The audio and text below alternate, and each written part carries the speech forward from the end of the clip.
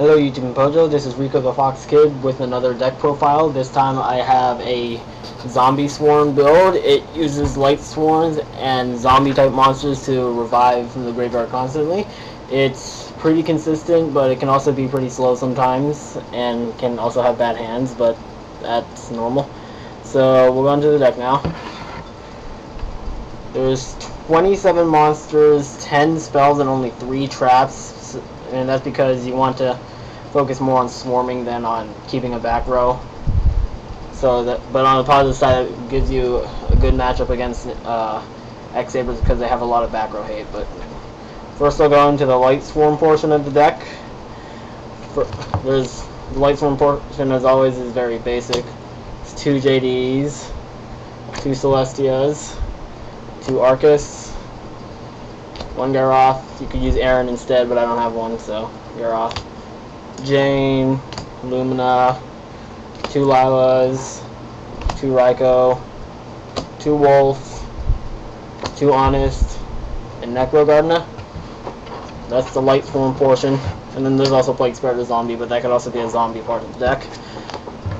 And then there's the zombie portion of the deck, which there's Plaguespreader and 1 Mezuki, which will revive a zombie that you need from the graveyard. You have 2 Goblin Zombies, search for any zombie you need, Plaguespreader, Mezuki, or Zombie Master. That's more revival. I run 2 Zombie Masters because Mezuki is back at 1. Last format, anyone who ran Zombiesworn decks would run 1 Zombie Master because you had 2 Mezukis, but I have 2 Zombie Masters now because you lost a Mezuki. But that's the zombie portion. It can swarm very fast.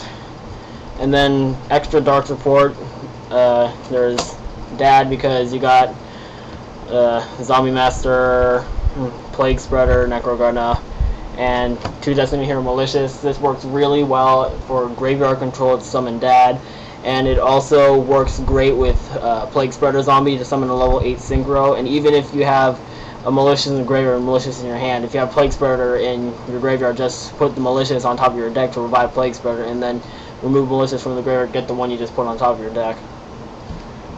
I've done that a couple times, it really helps. And that's the entire monster lineup. The spell lineup is, there's the basic Lightsworn cards like Charge, 3 Recharge, 1 Foolish, that dump whatever you need. Draw power, searching power. Foolish can dump Plaguespreader or Mezuki, Malicious, or Wulf, or Necro Gardna. And then you got the cards that deal with spell and trap cards, Heavy Storm, Giant Tree, and Cold Wave. Those make sure your plays go fine, and the deck doesn't focus on a lot of spells, so Cold Wave is really good in here.